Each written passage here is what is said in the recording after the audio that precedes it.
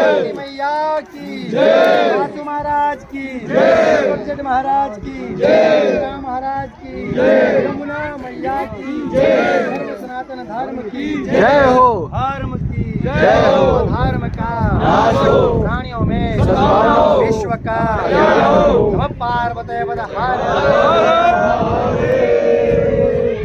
नमस्कार साथियों, मैं दीवान नौटियाल और आप देख रहे हैं डीसीपी न्यूज उत्तराखंड।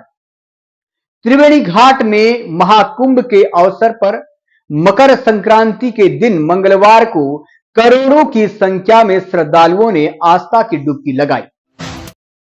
इसके साथ ही जौनसार बावर के प्रवेश द्वार कालसी हरिपुर के यमुना तट पर भी सैकड़ों की संख्या में लोगों ने आस्था की डुबकी लगाकर मां यमुना का आशीर्वाद ग्रहण किया।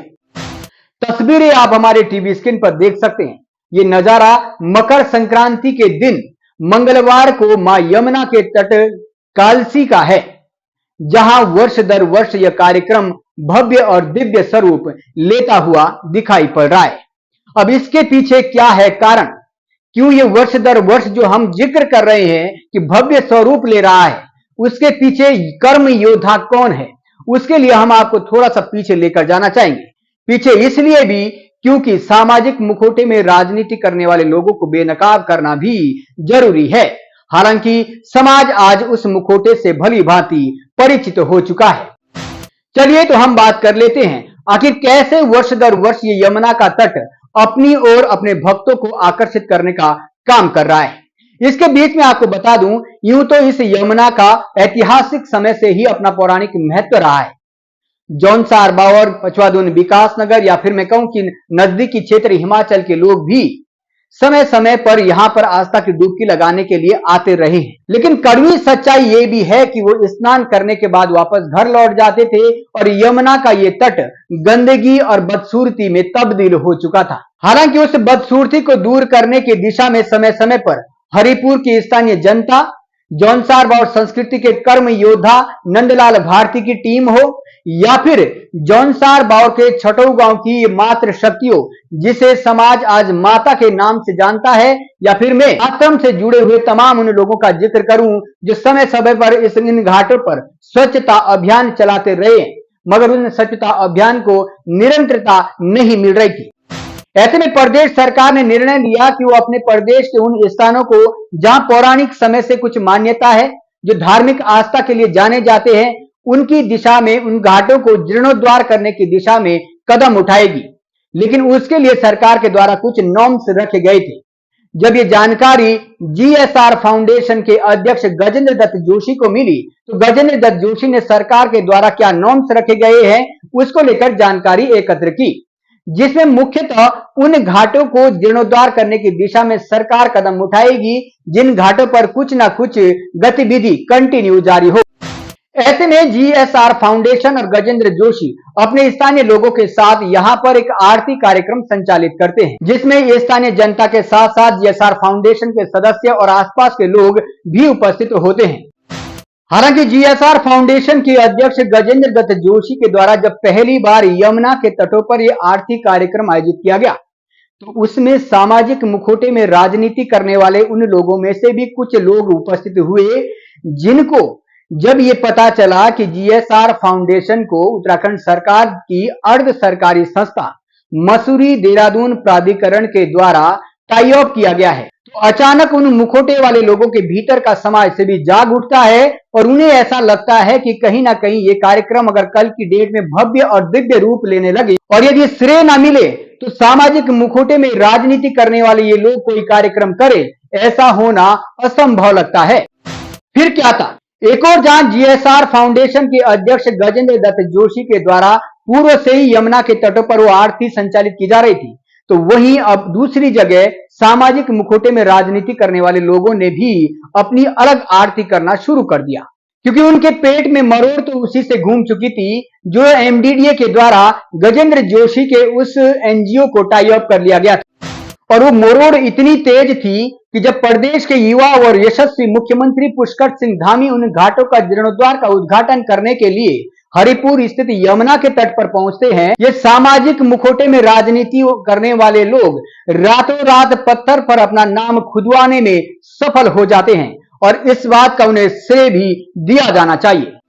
हालांकि लंबा वक्त बीत जाने के बाद भी युवा यशस्वी मुख्यमंत्री पुष्कर सिंह धामी की सरकार घाटों के जीर्णोद्धार की दिशा में हरिपुर स्थित यमुना के तटों पर कार्यक्रम आगे नहीं बढ़ा पाई है।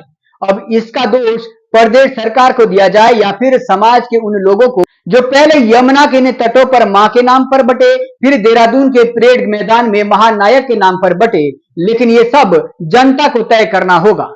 सरकार के द्वारा इस क्षेत्र में क्या कार्य किए जा रहे हैं ये तो हमें नहीं मालूम, लेकिन जीएसआर फाउंडेशन लगातार वर्ष दर वर्ष मां यमुना के तटों पर भव्य आरती, विशाल यज्ञ के साथ साथ आस्था का एक जनसैलाब खड़ा करने में सफल हो रहा है और इसके लिए जीएसआर फाउंडेशन के लोगों के द्वारा समाज को साथ लेकर चलने की एक सोच कहीं ना कहीं इस दिशा में अमली जामा पहनाने का काम कर रही है। पिछले कुछ वर्षों से जिस तरीके से मैं इस नजारे को आपको दिखा रहा हूं, मां यमुना के तटों पर मकर संक्रांति के दिन सैकड़ों की संख्या में जो आस्था की डुबकी लोगों ने लगाई है, उससे ऐसा प्रतीत पड़ रहा है कि वो दिन दूर नहीं कि यदि जीएसआर फाउंडेशन के साथ स्थानीय जनता इसी तरह कदम से कदम मिलाकर खड़ी रही तो महाकुंभ में डुबकी लगाने वाले हमारे संत समाज के पूजनीय संत भी हरिपुर स्थित यमुना के महत्व को समझेंगे और वहां पर डुबकी लगाने के लिए भी जरूर पहुंचेंगे।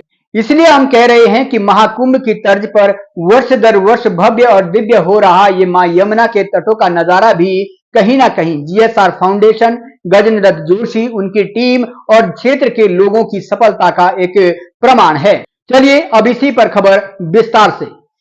जीएसआर फाउंडेशन के तत्वाधान में मकर संक्रांति के दिन मंगलवार को इस पावन पर्व के शुभ अवसर पर हरिघाट हरिपुर में विशाल हवन यज्ञ किया गया, जिसमें सुबह से ही मकर संक्रांति के शुभ दिन पर यमुना घाट पर जौनसार बावर हिमाचल से आए हुए सैकड़ों श्रद्धालुओं ने मां यमुना जी में डुबकी लगाई। तो वहीं जीएसआर फाउंडेशन यमुना घाट समिति के अध्यक्ष गजेंद्र दत्त जोशी जी एवं अन्य सदस्यों ने गत वर्ष की भांति इस वर्ष भी विशाल भंडारे की व्यवस्था की, जिस मकर संक्रांति पर हरिघाट हरिपुर में पूज्य रावल श्री आशीष उनियाल जी, मुख्य पुजारी यमुनोत्री धाम एवं गंगोत्री के रावल पुजारी श्री ईशान सेमवाल जी ने ऐसे शुभ अवसर पर पधार कर सभी भक्तों को अपना आशीर्वाद वचन प्रदान किया।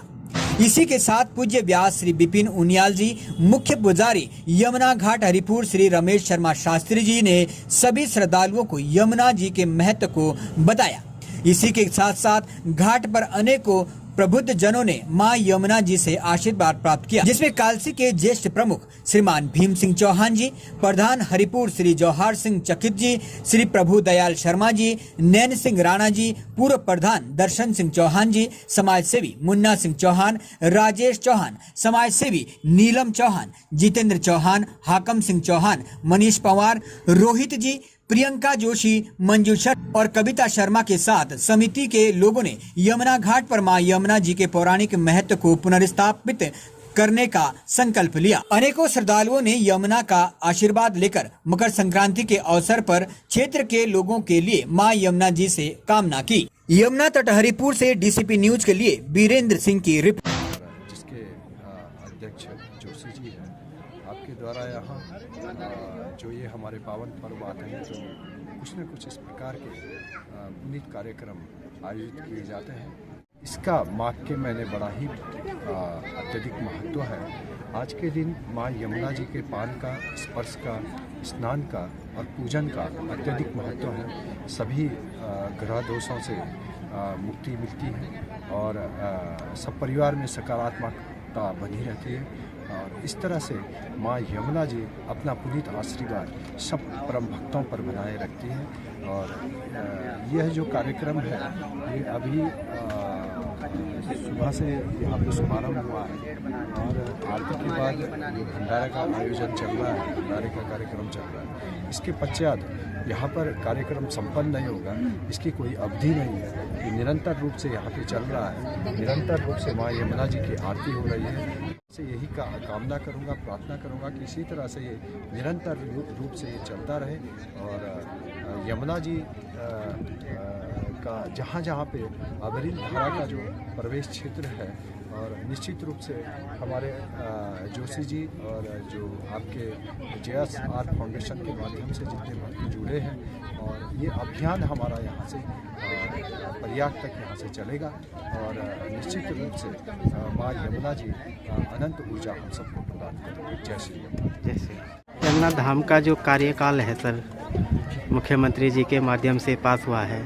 सर, ये कब तक लागू होगा और कब तक बनेगा?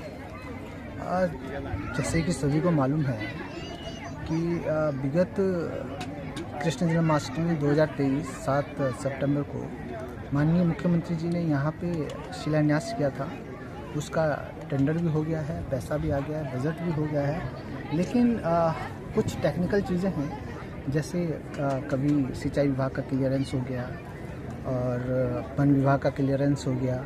इन सारी चीज़ों को लेके अभी कहीं ना कहीं घाट का काम बाधित है।